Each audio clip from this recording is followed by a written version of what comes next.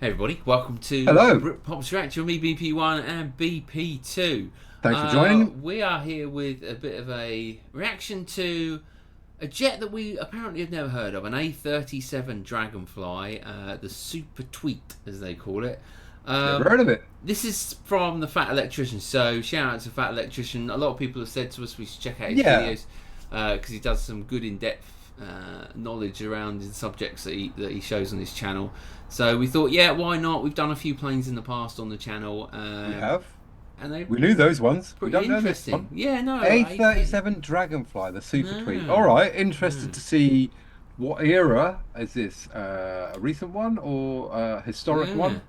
Don't know. Dragonfly. Mosquito. I mean, it's around the timing of the, the naming of those, isn't it? Sort of Mosquito, Dragonfly. Yeah, I mean A-37. You think 37? Well, no, there was old A's, one like 10 and stuff like that. So I don't know.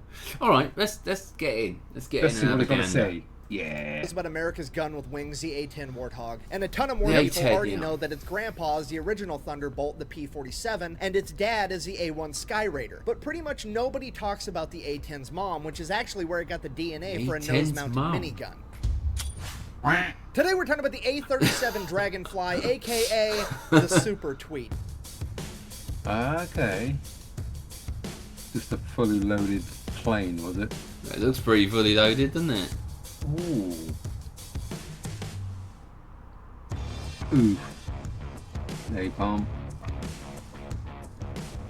Ladies and gentlemen, that is a 5,000-pound fighter jet carrying 3,000 pounds of napalm. That is literally a ton and a half of firepower in a very small package. Wow.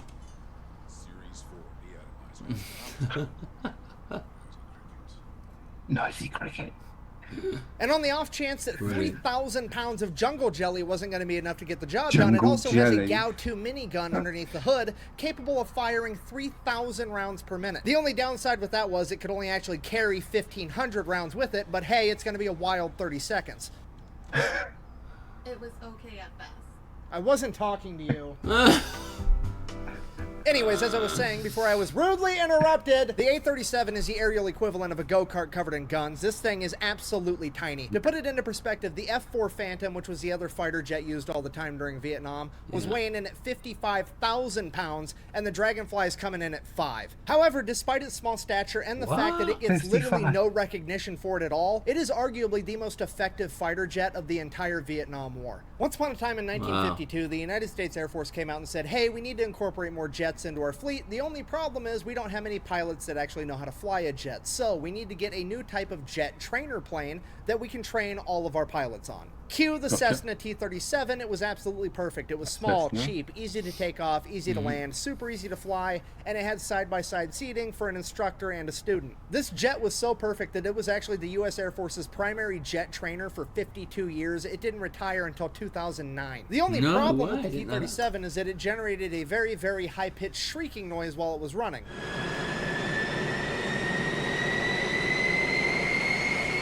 Know that sound?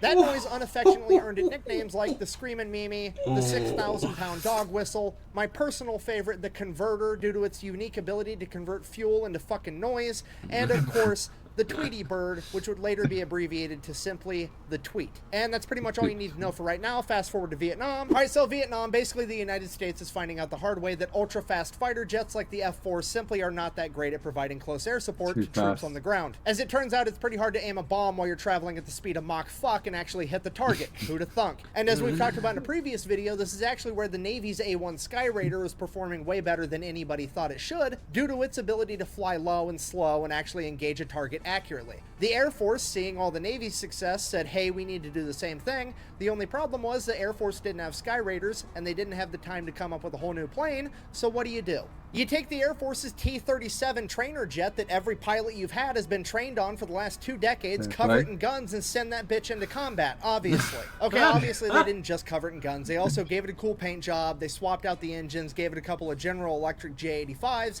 Those are 3 times more powerful than the original engine, and they ran so hot and the Dragonfly sat so low to the ground that it would... Wow, I mean, I mean, fair play to this guy for his delivery of this, because it's so much information. He doesn't stop, and he is like on it, isn't he? Totally he knows what he's talking about, so he's obviously got it. And he's funny. He's puts in some good little jokes, you know. Which I like that. Which we don't.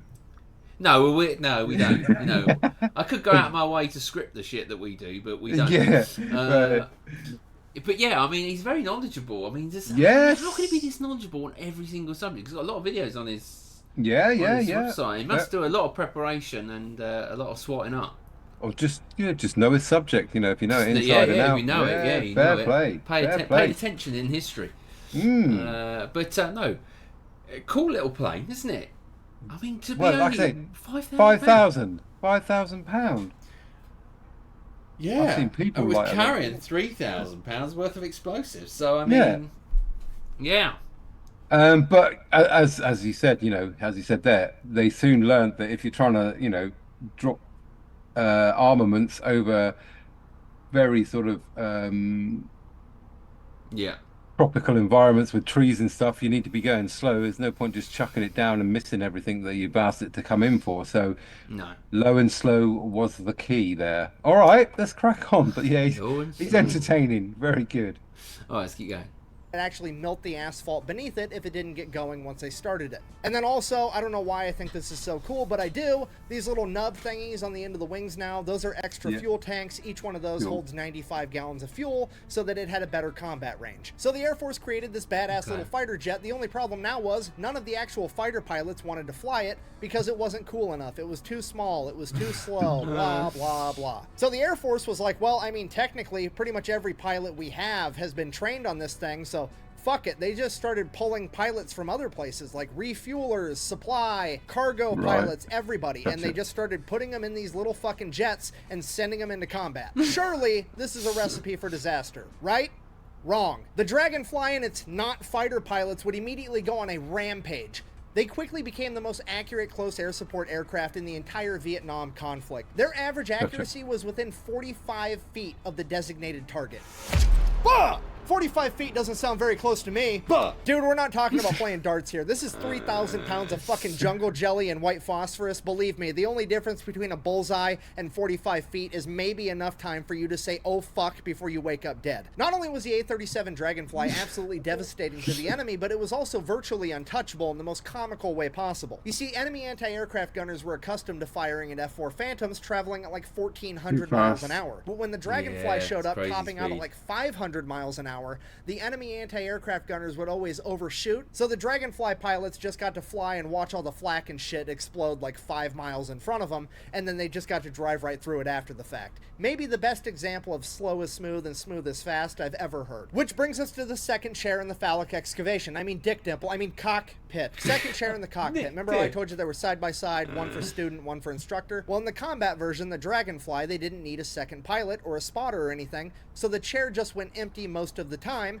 because, well, it was more weight for sticky fire. That was until word got out that these planes pretty much never got shot down, and then all the bigwigs wanted to go on a ride so they could be in a combat mission. If you're not picking up what I'm putting down, I'm trying to tell you that second seat in the A-37's cockpit, it's kind of like that chair in the corner of the hotel room. It pretty much goes unused, and if it is being used, whoever's in it's probably just there to watch. I cannot believe I made that fucking joke. But wait, there's more. Not only is it super accurate, not only is it very safe, it's also extremely easy to maintain and really cheap. The Dragonfly has a 2-to-1 maintenance ratio, meaning that for every hour it's flying, it requires 2 hours of maintenance. This means you can give 2 Dragonflies to a crew of maintainers, and they're able to keep one of those birds in the air 24/7 all the time if that's what the mission requires. This is the epitome of accuracy by volume. So just to be clear, when it comes to close air support during Vietnam, it is the most accurate, the safest, and the easiest to maintain aircraft, and you get all of that for $400,000. And that is exactly why nobody knows about this fucking plane. Okay, if you're not picking up what I'm putting down, I'll explain it just a little bit slower. The United States military just took a bunch of pilots with subpar training for the tasks that they were assigned,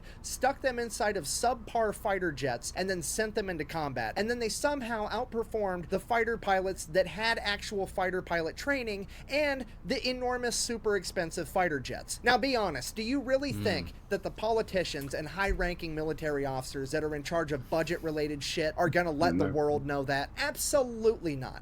Okay, we can't have everybody running around knowing that the napalm coming out of a $400,000 plane is just as hot as the napalm coming out of a $5 million plane. It'll be fucking anarchy. As far as the world needs to be concerned, the more money we spend to kill a motherfucker, the more dead he is.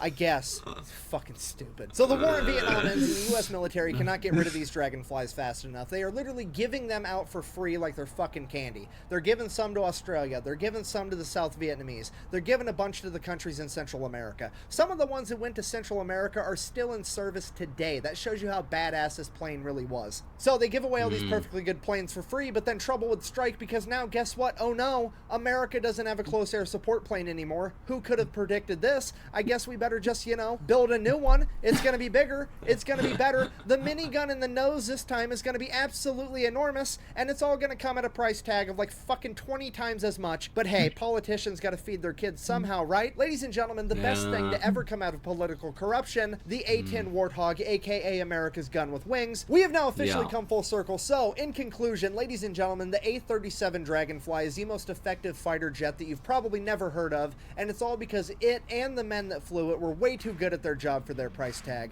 Thank you for watching the video. Best way to support the channel is to buy some merch at thefatelectrician.com. Quack bang out. Quack bang out. Fair play. No, I enjoyed that video. I thought I learned quite a lot actually. Rattled through it quick, didn't he? Kept it entertaining. Yeah, exactly. Very good. Yeah, very good. And what a little plane that is. I mean, like you say, from 500 mile an hour to, you know, 1,400 mile an hour. It just shows you, you know, big ain't always, big and powerful ain't always the winner. That's what I keep telling everybody, but you know, what do I know? Yeah, very good, very entertaining, and I learned something, which is brilliant. Come out at the end of it and you've learned something new, always a bonus, isn't it? So yeah, it is. Yeah. Very, very good. Yeah, well done. I can see why he got well, we got requested to check him out. Entertaining guy, knows his stuff. If you absolutely. Yeah. Put it together, good combo. So there you go. If you're new to the Fat Electrician, pop over to his channel, like and subscribe, join him and follow him as well, because I will. Yeah, definitely. We enjoyed that. Thank you so much for joining us today at BRIT Pops React. Do hit the comments. We always like to hear from you. You know, have you seen one? Have you flown one? Have you, you know, just let us know anything about it. Is your brother, your sister, or whoever might have flown it? Let us know. Impressive. There you go. Bye from me. It's a goodbye from him. A lot of F words.